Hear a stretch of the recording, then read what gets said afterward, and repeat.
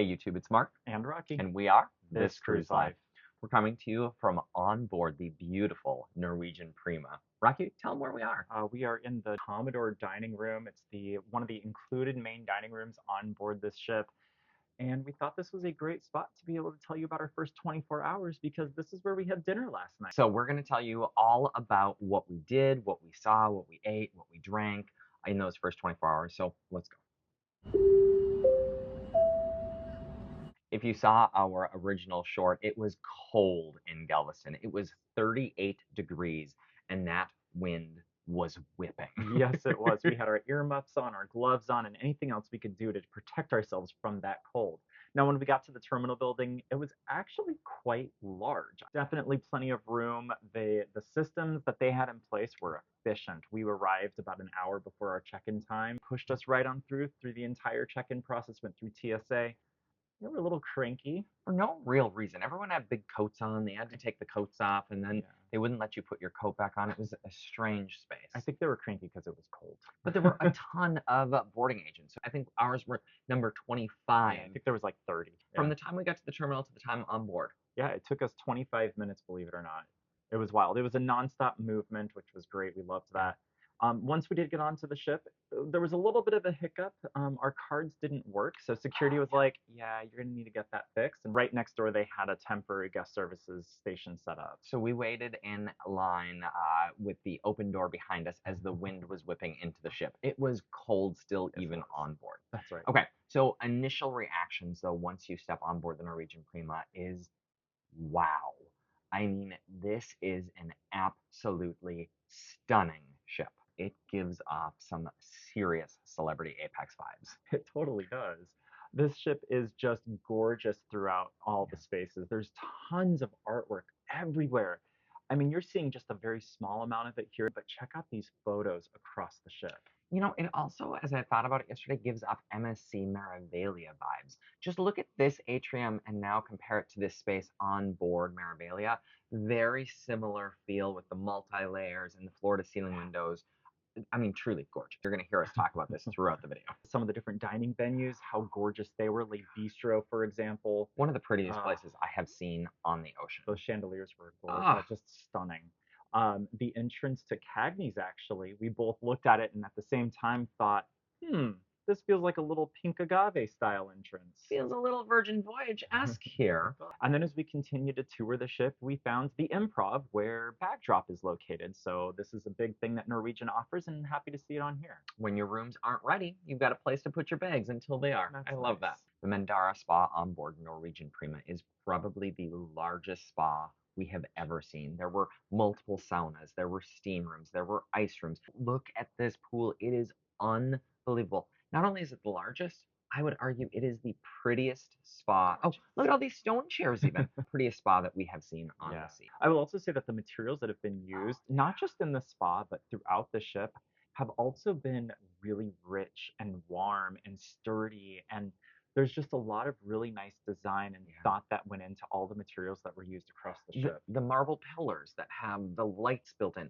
the Belvedere bar, there's not a single direct light. It's all ambient and indirect lighting. Love, love, love it. It just gives it a very rich feel. And from there, we got hungry. So we've heard lots of great things about Indulge Food Hall, and so we had to check it out for ourselves. Well, mixed things. Some good things about the food. We'll talk more about the other issues after this. But the food offerings were really diverse. There was a lot of really cool places. It felt very much like, I don't know, the galley on board Virgin Voyages. Lots of small little restaurants that you can order from, which was really cool. And everything is made fresh to order, so you don't have to worry about warming trays and sticky tongs. This is a really cool concept, and we're happy to see it on Norwegian. Oh. So you order the food via tablets at your table, and so great concept. Here's the one frustration with Indulge Food Hall, and we've seen it in reviews, we experienced it ourselves. One, there is nowhere near enough space for seating and ordering. Just absolutely not. People are circling like buzzards looking for a table. Well, especially with it being as cold as it was yesterday, you couldn't use the outdoor spaces. Well, it's not as cold today, and it's still anyway. We'll talk about this in the full review as well, but there just isn't enough space. And two, the tablets are such a phenomenal concept, but there are two issues. One, you don't know if you've actually placed your order because the screen just disappears and literally several people ordered multiple times because they were like, I don't think my order went through. And then they just kept getting food and food and food. And then the second issue is those tablets you can only order from all of the restaurants if you're sitting at one of the tables or if you're sitting at one of the spaces away from a restaurant. If you are sitting at the garden per se, you can only order from that menu. What happened yesterday on Embark, people just sat down at the tables with their luggage and they just hung out at those tables. They didn't order food, making those tablets useless. Yeah. The only tablets that were available were the counter ones at each of the venues. So yesterday we were able to snag a spot at the Indian spot, and we were able to snag a spot at the garden. Right. Why does it matter where you're sitting in order to order food? Every one of those tablets should be able to be used anywhere in Indulge Food Hall. The other issue is Norwegian didn't enforce anyone. The people that had just like put their bags and stocked up at the tables, again, none of those tablets were in use as a result of people hoarding those tables. Now, I mean, they made announcements overhead for the Surfside Grill, which is the buffet on board, that you can't be sitting there. You have to, please, when you finish eating, please move on. But for some reason, they're not talking about Indulge Food Hall, and I think that that is a miss on those announcements. Yes, absolutely. Speaking of that buffet, it is a much smaller buffet, much smaller than your typical Norwegian buffet, and that is because of the Indulge Food Hall concept. They've essentially kind of created two areas where you can order food throughout the day, and so just keep that in mind that it's not going to be your standard Norwegian buffet. After we were done eating, we figured, well, let's go make reservations for the rest of the dining options across the sailing. Why not? So we went to the Prima Theater and Club. This is actually the location where they hosted all of the dining reservations. And so it was great. We were able to walk in. They had a single solitary queue line that everyone got into, and it fed to, I don't know, 10 different assistants that were waiting to help you out.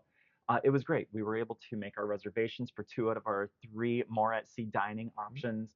And when we walked away from there, we just headed over to the other side of the theater that was available for us to make our reservations for the theater show, Burn the Floor. So it was really nice being able to just get that done out of the way. It's a great cruise tip. If you didn't get all of your reservations taken care of before you made it to the ship, make sure that you find out where your reservation center is on board. Highly recommend. Our first drink on board was at Belvedere Bar. We absolutely love this space, and I predict we will spend plenty of time here. It's intimate, it's dark, it's so wonderful. Jefferson, the bartender, again, already we're seeing a difference from Getaway in terms of the responsiveness. We've interacted with multiple crew members already. Jefferson brought us mixed nuts with our drinks, and he always made sure that we had a drink in our hand and that it was not empty. And so great service. And we've seen that now at a couple of the spaces where the crew are interacting with us more. We met our room steward. He's been great. He's been fantastic. He's been so verbal and communicative, and absolutely love that. Yeah. And speaking of the cabin, oh my gosh, when we opened our door for the very first time, we were very impressed. Blown away. They have learned things from the breakaway class that they have applied to this. It was so much bigger. I was thinking, okay, how much smaller can Norwegian make their rooms? No, this room has so much better and storage. And don't even get me started on that bathroom. The bathroom is massive. Oh my gosh, the shower? Yeah, the shower was great this morning. Massive as well. I mean, we love the design. So many outlets. Yeah. I can't believe how beautiful that stateroom is. Yeah. So from there, I went to the deck party for the sail away celebration. Mark went down into the ship to go do some stuff, and I will say, I think part of it was just the cold, but there was maybe 100 people that attended the deck party. It was really kind of sad. The cruise director was there. He tried to make it as fun as he could, but people just were resistant to some of the things. But overall, not the best deck party that I've been to for sail away. It was 38 degrees, y'all. Who's out on a deck party? Move it inside. I did not last long myself. We headed back to Belvedere Bar and for the LGBTQ plus meetup, and this was probably the largest meetup we've ever seen on a cruise ship. I mean, we took over the Belvedere Bar. We went to dinner actually with a couple of folks that we met at the meetup, and we went to the Commodore room, where we're sitting right now. Unfortunately, what I will say is every one of us agreed that it was just okay. There was no standouts. The chicken was dry. The fish was super fishy. no one really enjoyed their meal. Hopefully, it was just an off night for the Commodore room. Yeah, we'll see about that. After we finished up dinner, we went back over to Belvedere Bar for final call. Jefferson took a great care of us once more before we made our way out to the Primrose Atrium to catch some live music there. You even did a little bit of line I dancing. did. After the Primrose Atrium, we went to the nightclub. Sid So Norman's. Sid Norman's converts to the nightclub. Here's something that I will tell you right off the bat: is it felt kind of busy in there. Like it was kind of crowded. And then It's a small venue. and then I looked around and I was like, there's like maybe 20 cruisers in this whole space. It is such a small venue. I like Bliss. Where's my Bliss? I'm gonna be curious to see how these small venues, because not only is Sid Norman small, the Improv Comedy Club is tiny, Yeah. and so it'll be interesting to see how that impacts our cruises. Well, after that much dancing and drinking, it was time to go get something to eat once more. So we went to the local on board, one of our favorite venues on a Norwegian cruise ship, and we had our favorites.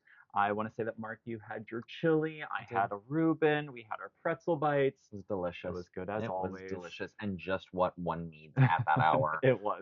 With full bellies, we decided let's go to bed. I think that was a wise decision. Always healthy. But those beds, oh my gosh, I slept so well. The room, I just quiet. It is dark. That is the one thing I will say. There's no nightlight. I loved my sleep. The bed was super comfortable. Not too hard, not too soft. Just right. And speaking of quiet, we didn't have any loud announcements into our cabin. Now, I will say this morning, I did hear some light discussions in the hallways from our cruise director announcing some things for the day, but our sound machine was loud enough that I couldn't make it out. Honestly, I was able to fall right back asleep once I heard it. No sweat there, so that was. Once we woke up, we showered. We both showered. That shower is fantastic, y'all. I know that there's not an included sauna or included showers in the locker room, which is usually where we go because we like the bigger showers. You don't need to on this show. Those showers are phenomenal. Cruise tip, if you are taller, this little thing right here, that's how you adjust it so that the shower head goes up. Rocky had to show me that. And did you know that the shower head has 4 different modes? Yeah. No. I discovered that while I was showering. Oh. Anyway, love that. Yeah. Once we got dressed, lunch service had already begun. Yep. So we made our way back over to the Indulge Food Hall. But did we actually find a place to sit? Stick around for the full review where we're going to tell you the rest of our time on board Norwegian Prima. Before we wrap up, though, a couple of overall impressions. Rock? This ship is beautiful. You've heard us talk about the artwork on board, the design. You can tell that there was a lot of thought that went into the space. You can see some of the marble accent pieces right over here over my shoulder. They are throughout. There is marble everywhere on this ship. Gorgeous. It is gorgeous. I will say we are feeling very lost. On any of the Norwegian ships that we've been on to date, we've been like, okay, here we can navigate everything. I mean, they changed it all up with Prima. I will tell you, I'm still not sure where. Most of the time, I'm not sure where I'm going, but That's true. especially on the Prima, everything has just been kind of thrown up in the air, and it is changed big time. Very much. And in typical Norwegian fashion, there's plenty of places to pay for extra services. There is a racetrack on board. There is the Galaxy Pavilion with all sorts of games in there. There's a miniature golf course that costs $5 per play. There's a bullseye darts area. Super cool design. I love how it looks, but that's going to cost you extra. Just that whole Norwegian vibe. That Galaxy Pavilion is $299 for the week. I mean, these aren't like cheap prices either. No. It's annoying that you have to pay for mini golf. The final thing that I will mention is there is more movement on the ship. I absolutely feel it. But we love that. We love that because it lets us know that we are at sea. We're on the ocean. I don't know if it's kind of the cold weather that's causing that or if that's a Prima thing. So again, we will do a report at the end of this in our full review. So make sure that you hit that subscribe button and stick around for that. Well, it has been a great first 24 hours on board the Norwegian Prima. Thank you so much for watching. We hope that you do stay tuned to the channel for the full review that we've got coming out at the end of this cruise. Until then, we're going to go and eat some more food. Why not? Why not? Or maybe we should use our more at sea and grab a drink. Ooh, we What's have the not started that today. What's the drink of the day today? I don't know, I don't actually. know. We Okay, should go look. we're gonna go find out. Again, stick around and we'll see you soon. All right, bye.